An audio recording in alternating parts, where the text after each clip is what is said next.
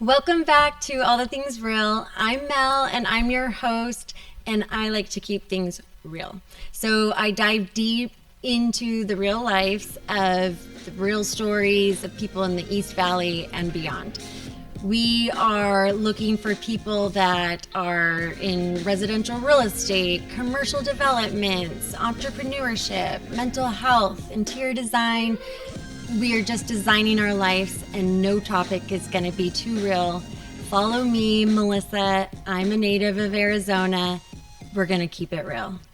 Hi, guys. Welcome back to All the Things Real.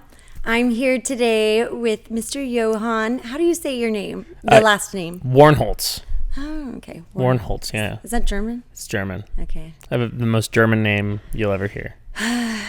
We won't talk about my current name, but it's Johann. Okay. Hey, but it's not me. It's my ex. It's fine. Hi.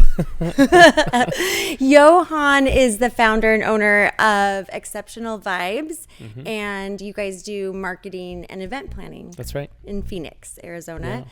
And I see him everywhere on social media. He's like attached to anything and everything that's going on. He is the nicest guy if you ever come across him. I love this because I actually try to show up where I don't know too much about you because I want to just be curious, and I'm sure these are the questions that maybe then someone else is curious about. So give us a little background about you. Were you born in Phoenix? No, I was actually born in Mexico City. Okay. My whole family was born in Mexico City, parents born and raised there. And then when I was a year old, we moved to Germany. We were there for four or 5 years. Oh my gosh. And then when I was 5, we moved here. Do you remember that at all? I remember Germany a little bit, Yeah. but I was pretty young. But yeah, I remember moving here. Didn't speak a lick of English. And Really? yeah, but at 5 years old. Are your parents German, or why Germany? My parents are both born and raised in Mexico, but they both come from German families. Oh my So, gosh. yeah. What a cool background. Yeah. And your name? And the name is, middle name is Christoph, so it's literally the most German name. Yes. Johann Christoph Warnholtz. It's Oh like, my gosh. I want to start calling you Christoph now. Just anything. What is it? The Frozen movie. yeah, right? exactly. Yeah. I love that. Okay. So what brought you to this event planning and your business? Like, where did this all start? It's all a very non-linear and convoluted journey, but I grew up in the endurance sports world. So like triathlons, running, long distance running, like that kind of world. My mom owned her own business coaching runners and triathletes. And so we got involved when I was really young. We got involved with all those events in town. So the 5Ks, the 10Ks, the half marathons, like the triathlons, all that stuff. And I volunteered for those. I kind of got in with the businesses that were putting them on, and I started working in that event world. Okay. And then simultaneously, I was running through college, and I was running my parents' marketing, my mom's business marketing. Okay. So doing all of her social media and everything like that. And so I just sort of, even though my degree is completely unrelated, I built this career, this experience, this skill set in marketing and in event production. And so, yeah, when I was 2012 or so, I started my LLC and I did a couple of events, but wasn't really ready. There was still a bigger skill set to learn, and so kind of went back to work. And during that time, I started shifting more from an interest in, fitness and sports and triathlon and all that stuff to a lot of craft beer, restaurants. Like just the interest changed, and so when I got my last job before I started my own company, I was a marketing director for Phoenix Magazine. Oh, nice. And one of the big things that they wanted me to do is launch their whole event portfolio. So basically start a bunch of events, including a food festival, a beer festival, and all this stuff. And so I pulled from the experience I had in event production and went to town on starting these events, and had a really good time and built a lot of really great relationships within the food and beverage industry particularly. Okay. And so in end of 2024, I kind of decided that I felt like I was ready to Spread go your off on wings. my own again. Yeah. And we're here a year and a half later, and I'm having a blast. Awesome. So with that transition though, what was like when you feel like you're ready? What does that feel like? How do you know? I think for me it was the success that I had at Phoenix Magazine. The events that we did went really well, and I was a one-man show. In terms of actually putting the events together. Yeah. Didn't it give you like a team? They did later on. Okay. We hired somebody that helped me a lot, but even she didn't.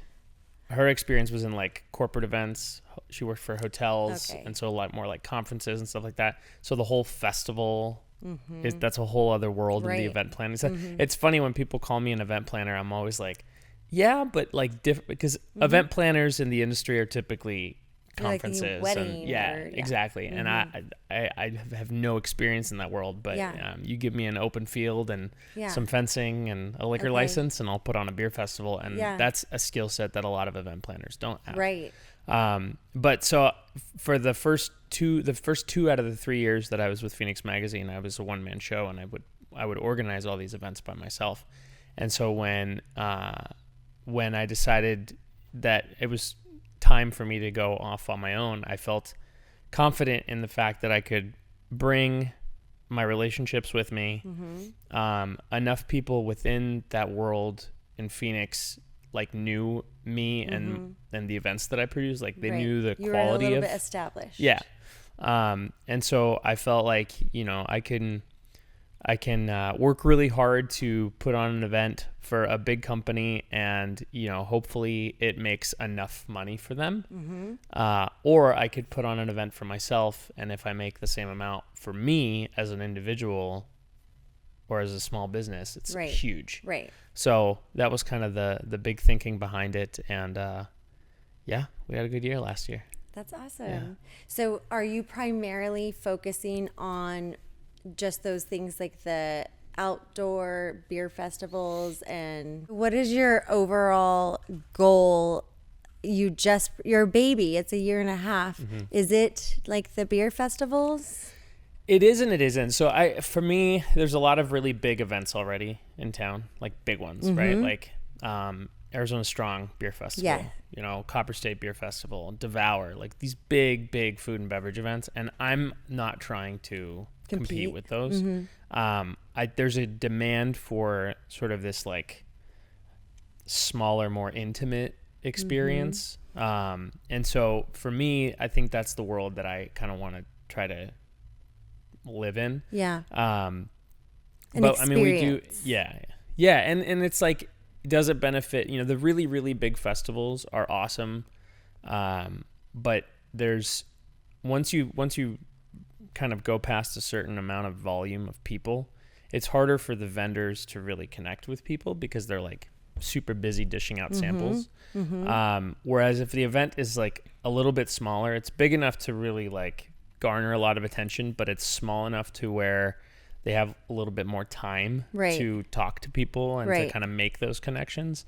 It's, I think, more beneficial for the vendors that are participating. And it's more special for the attendees because they're talking to the chef at this restaurant. They're talking to the owner of the brewery, whatever it is. So it feels a little bit more meaningful. Yeah. So I think that's kind of the world I want to live in. Is that what you noticed, like from the other world? Almost like, to me, it's like a corporate world, even though it's not corporate. You know what I mean? Totally. Yeah.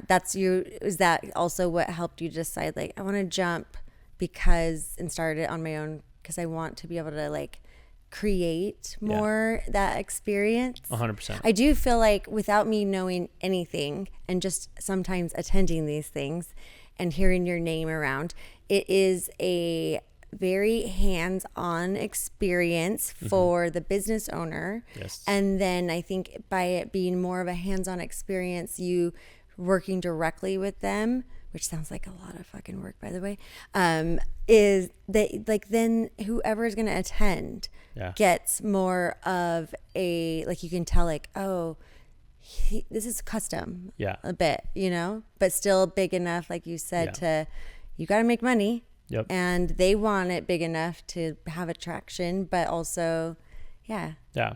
I like it. Yeah. So it's a mixture of events that I put on. And some of them are, the field, the kind of outdoor, the beer festival, that kind of thing. But we also do a series of dinners that are really special. Yeah. These chef dinners that we do during the summer when it's harder to do larger scale events. I try to continue doing some like community type stuff. So we do a series called the Tap House Library, where we pair like pop-up bookshops with a brewery.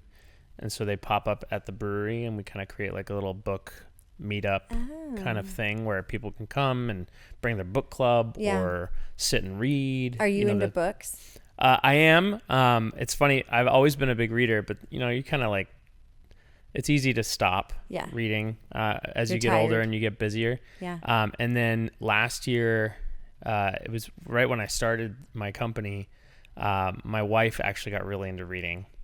And so I came up with the Tap House Library as sort of like hey, this is something that you could come with me and like come and sit and read. And now most days after our toddler goes to bed, we sit on the couch and read as opposed to watching TV or anything like that. So yeah, we've become voracious readers, and there's a really big community around that here in town. Yeah. And so this was kind of a fun, it was well received when I came up with it last year. I want to say we did like six or seven of these throughout the summer. Okay.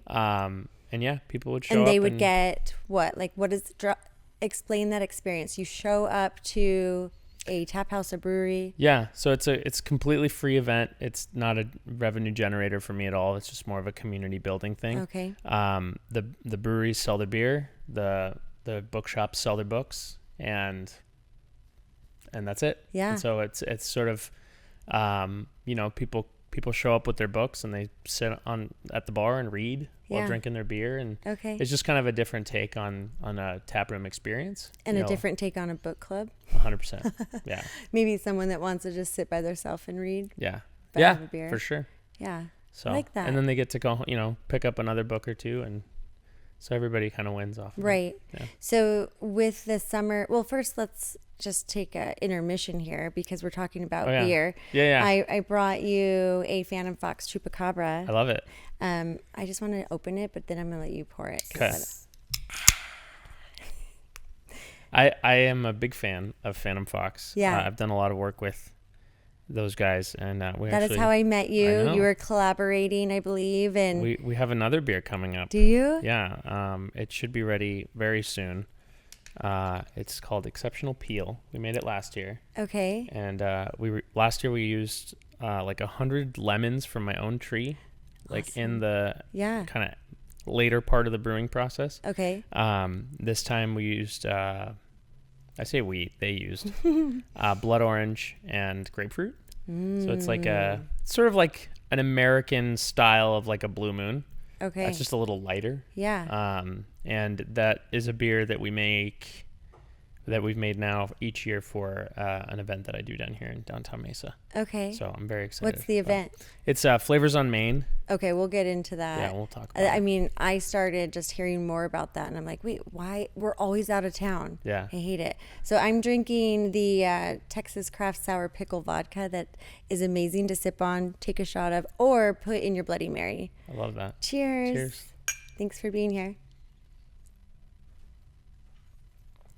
And then you do this face. Crispy and delicious. Is it? Oh, yeah. So do you do your beer, though, like, would that usually require, like, a lime and orange peel? What about the beers that you're collabing on? I don't believe, if fruit is in the beer, it should be in the beer, not on the glass. Yeah. Yeah. I don't think beer is a garnishable beverage. That's funny because, I mean, it wasn't until I dated a brewery owner, but like it's every time like he's like no lime. Like, I think the only exception is Corona. I will take a lime wedge with Corona because I think Corona needs it. Yeah. Yeah. But yeah, any sort of craft And beer. how would you describe like the Chupacabra to me? Because I'm not a beer drinker. It's a tastier version of a Corona. Yeah. Yeah. And it's like so light. Have you tried the Dingus? Mm-hmm.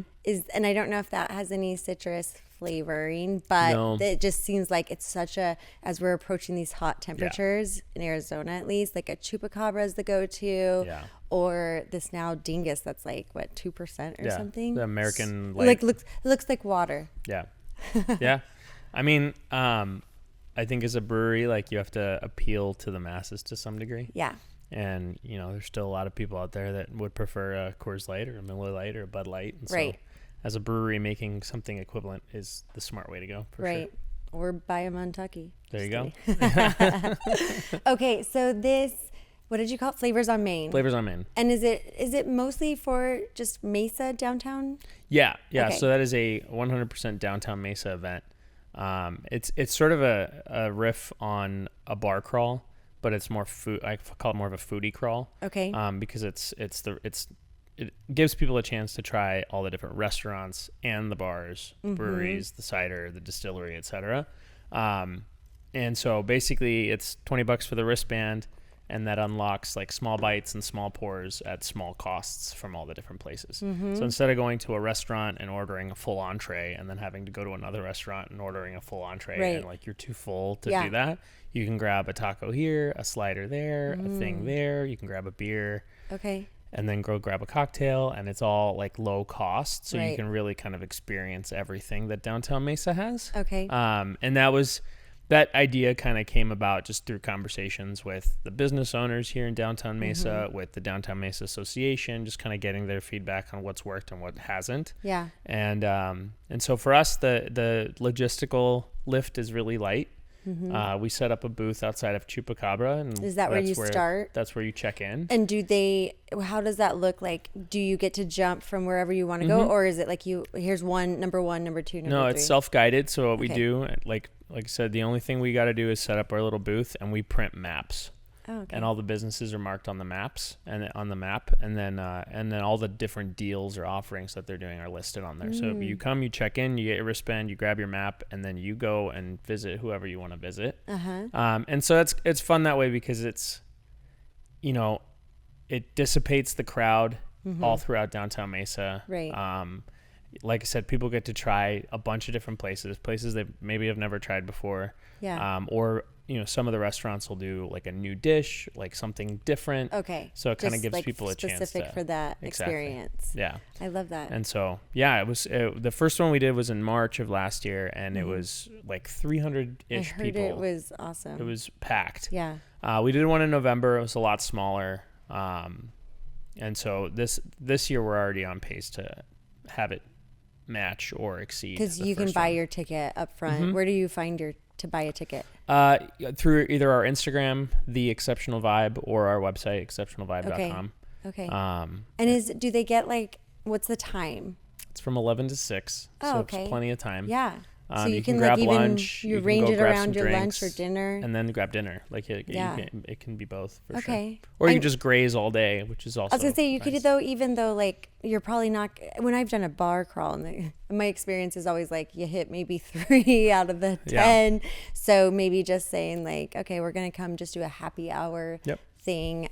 Is there anyone on the list that is not food or drinks? Last time we had the East Valley Paranormal Museum do yeah. kind of a thing. Yeah. I'm not sure how well that went for them. Yeah. So this year we're just back Specific. to just food and beverage. Okay. But you know, we encourage the businesses that are participating to also try to do like live music or some Creative sort of entertainment experience. or an activity or something, just to kind of make it extra special. Yeah.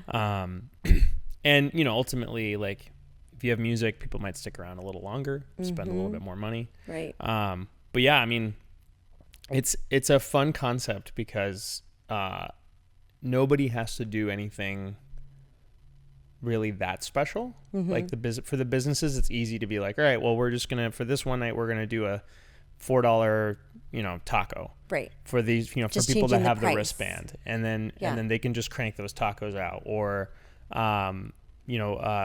the first year Keshevere had they put a grill out front on their patio, and they were just doing this little toston thing, and they ran out of food. You say it so proper.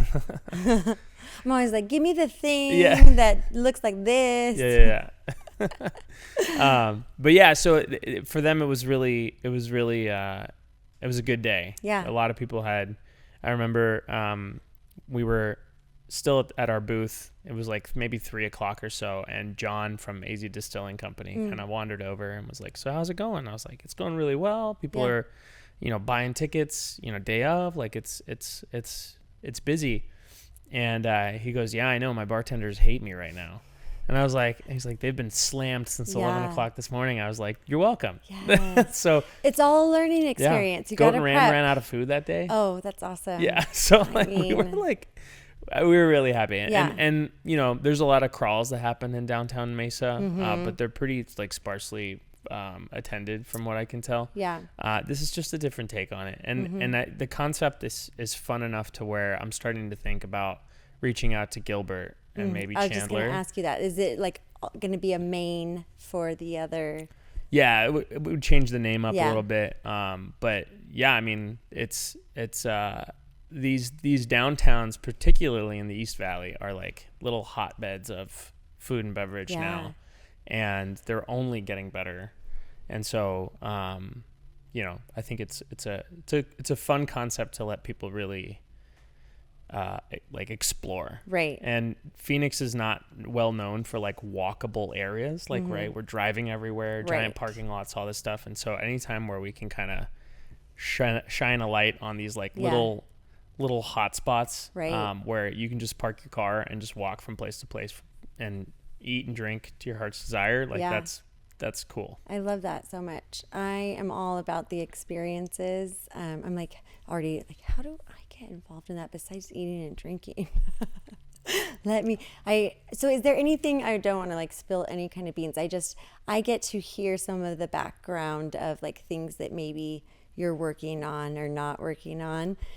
Is there, besides that event, is there anything else that you're in 2026 working on that will be new for you that you would want to mention? Yeah, I mean, or ideas, or sure. Our first year was focused primarily on launching a bunch of new events. Right.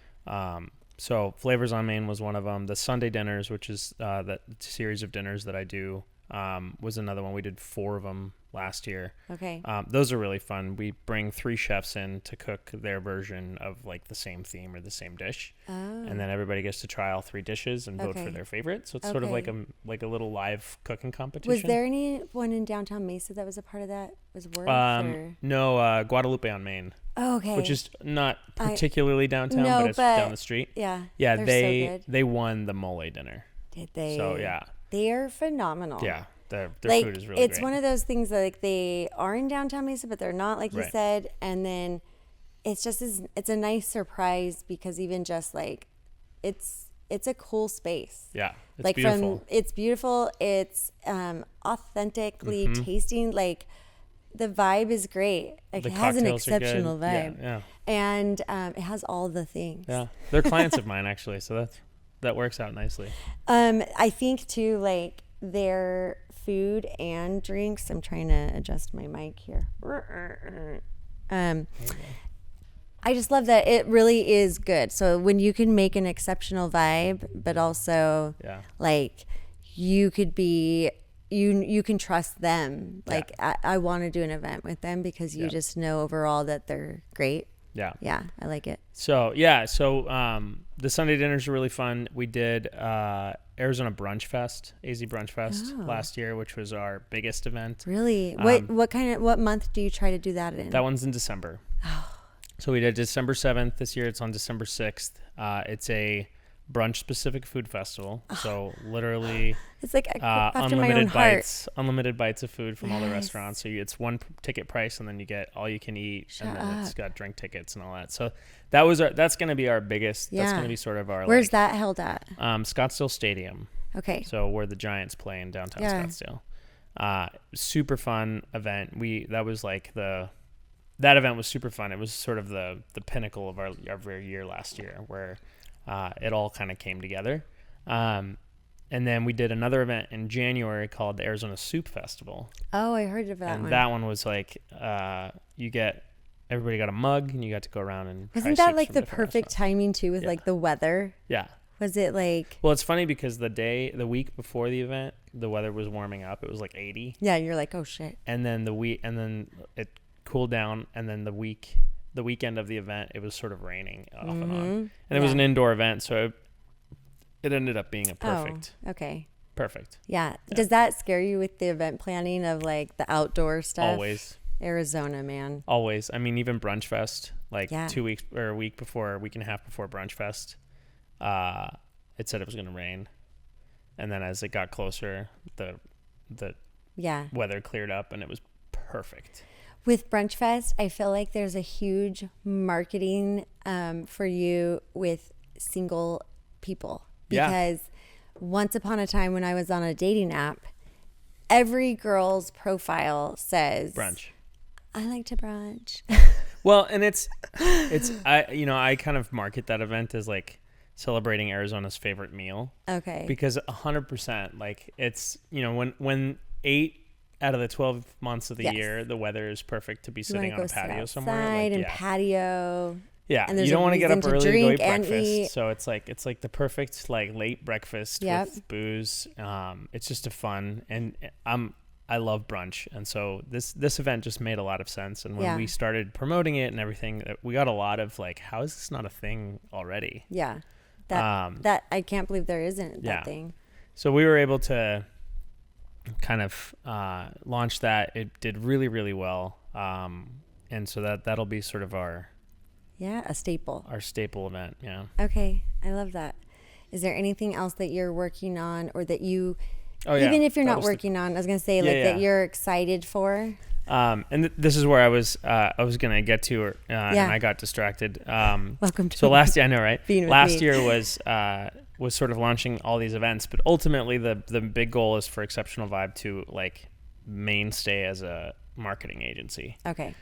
So this year, because we're just kind of repeating our events this year, we're not necessarily launching anything new.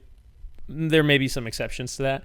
I'm really focused on building out like the marketing side of my business. Okay. And so we've been signing clients now, and sort of acting as like fractional CMOs for small businesses, small and medium businesses, and and that's been exciting because events are cool. Yes. Lots of revenue in a very short period of time. Lots of work. And then no revenue for a long period of time, especially during summer. Yep. So now it's really sort of building out the revenue side of the business, which is the marketing stuff. And that's super fun for me. I'm a creative at heart. And so, what does that look like? Like what's your specialty with the marketing? Are you saying just like social media or? No. So, I mean, kind of top to bottom, when I first started looking for clients, I was very focused on food and beverage brands like restaurants and breweries and stuff. And the sad truth of it is that there's not a lot of revenue possibility there. You know, breweries and restaurants are operating on small margins. They don't have a lot of money for marketing. And so we've had to kind of adjust that and kind of zoom out a little bit in terms of who we can work with. But ultimately, like, marketing is a strategy, and I have the experience to be able to apply that to any number of businesses. Okay.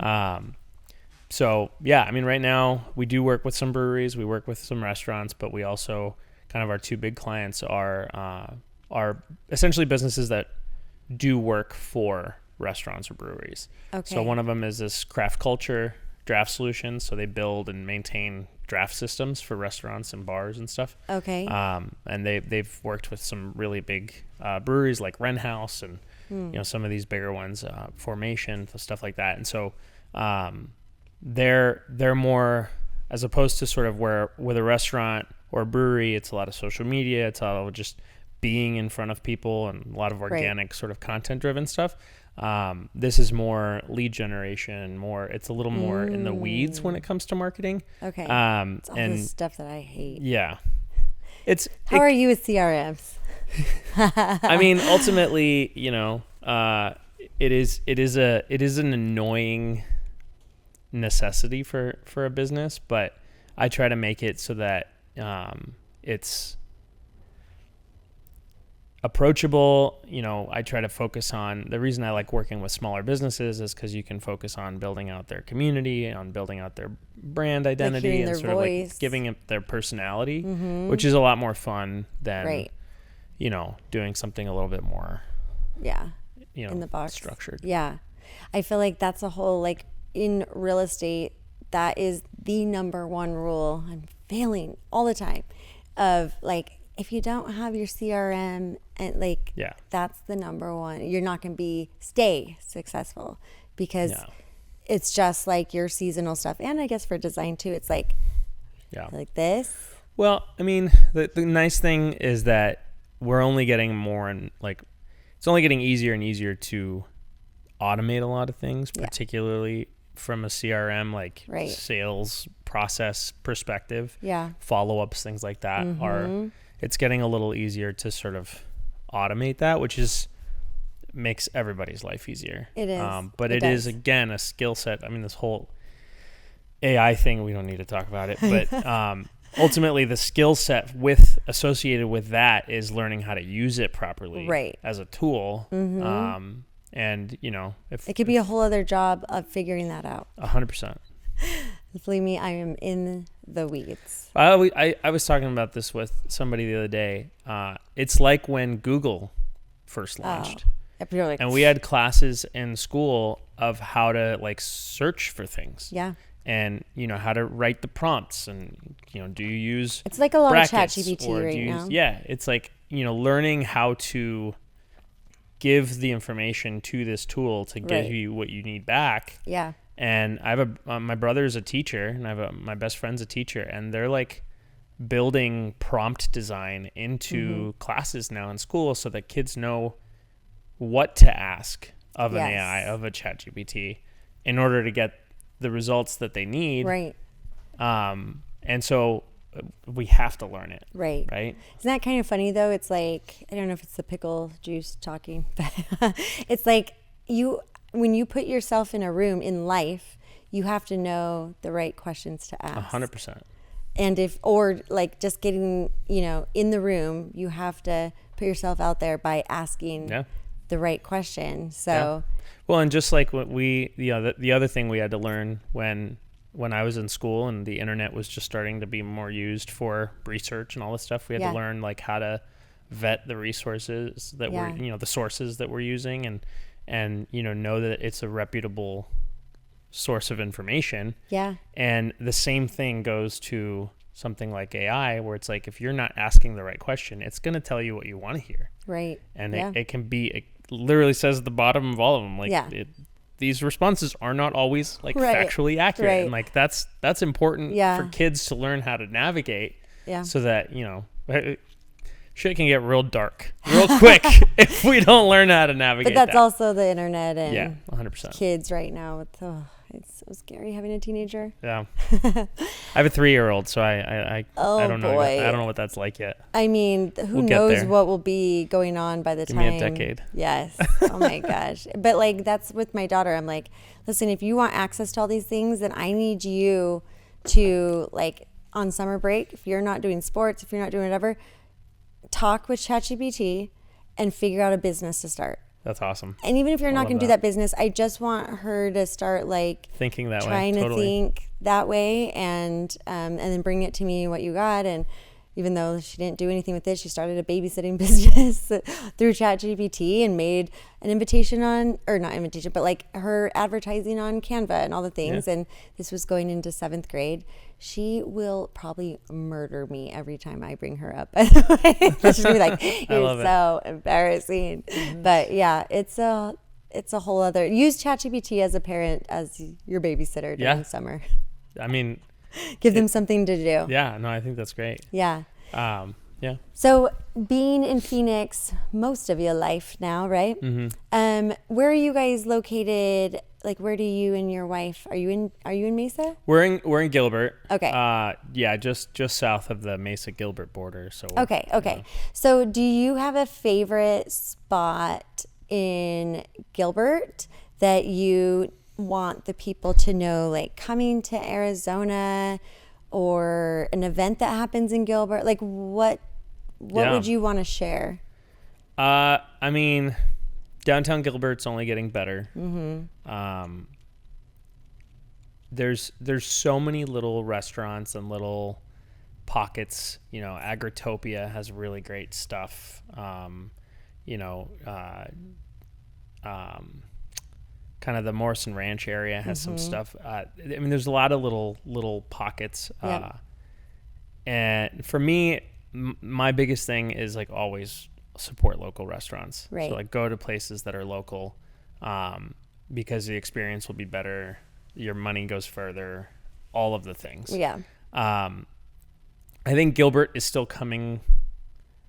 It still has a little bit of ways to go. There's a lot of chains, a lot of it's further along than somewhere like, the West Valley or something like that. But it hasn't embraced like the fully locavore sort of mentality the way I think Mesa has. Downtown Mesa, that's all they strive for, right? Yeah. Is like, we're not looking for a chain. Right. We want like these master chefs that are hidden behind their grandma's kitchen. Yep. Like the Robertos of the world. Exactly. And so, I mean, if I'm in downtown Gilbert, we're usually at Oso. Okay. Because me too. Largely because of the toddler as well, like the park area that they have there. It's perfect. Yeah. But I also really like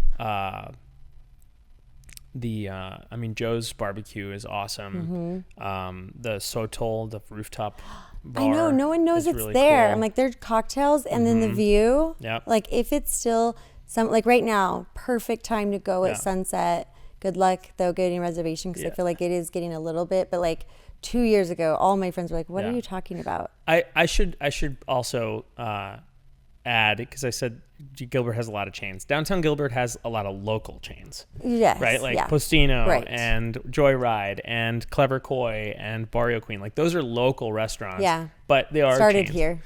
Exactly. Yeah. And so, is Clever Koi still there? Oh yeah. Because did they close down for a little bit and now they're back, or? No. Okay. They are phenomenal. Oh yeah, their food is incredible. Good. Their cocktails are to die for. Okay. And they're not right on the main strip, so even though it's still like right there, but just look for Clever Koi for sure. Yeah, if somebody's into books, there's that little Bookish, which is this little new like bookshop coffee shop. That's where Level 1 used to be. Yes. And I haven't been there yet. That's a super cool. I mean, it's pretty specific. Specific. There's a coffee shop that just opened right across from them. Yes. Yeah, over where the it was Gypsy Cup or something, right? It's over where the scoop wells used to be. Oh, okay. But yeah, the Bookish is cool. Okay. Not a lot of books in there that I'm into. Yeah. It's very like fantasy romance. Oh my gosh. Yeah. Every one of my friends that are in their 40s. And that's what, Mom. That's what, and she might kill me for saying this on a public thing, but that's what my wife got really into. And that's why now we just read all the time. That is hilarious. She's really into that, I still die that my friends are into.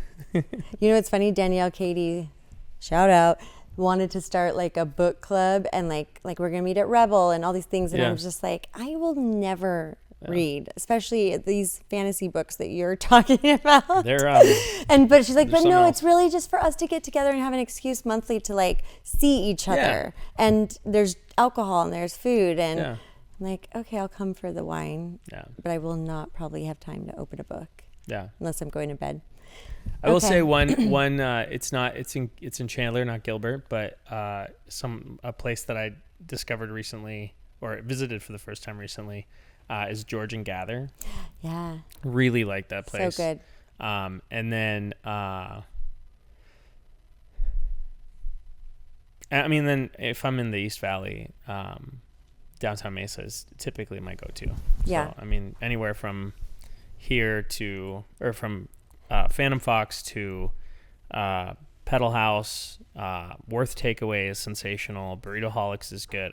K Chevrolet is amazing. All these restaurants, Yeah. all these spots in downtown are just awesome. Yeah. And it's such a fun little community. You walk in, you meet the owners sitting there, and you talk to, it's just like everybody I know. gets along so well, which is really cool. It's hilarious, actually. That's like at the adult Disneyland, and now that we're like in the hub of it in an office space, I'm like excited for my team to like, okay, you Get need to go integrated. go get ready but it is good. It's like a neighbor feeling. Yeah. And it's like what I felt like I started in my old neighborhood of like, just these community events, and they've got your back. Like when you're stuck in the parking lot, like you can just call the owner of Chevrolet. I can't say it like you. Yeah. All right, how should I say it? Chevrolet. Chevrolet.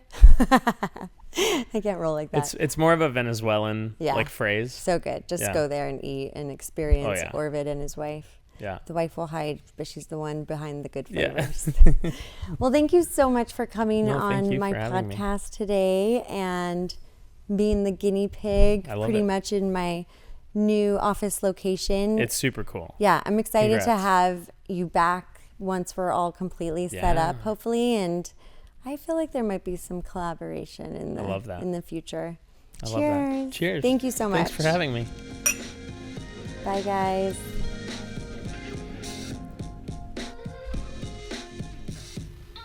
Thanks for tuning in to All the Things Real. If today connected with you, can you please share, subscribe, or leave me a review? It means a lot. I'm Melissa, and I'm signing off from the East Valley. In the meantime, let's explore all the things. This podcast was produced by Connor Greenwall, and the music Skyline Funk was by Alexander M. Thomas. I hope to see you guys next week, and I hope you also enjoyed this episode. Bye, guys.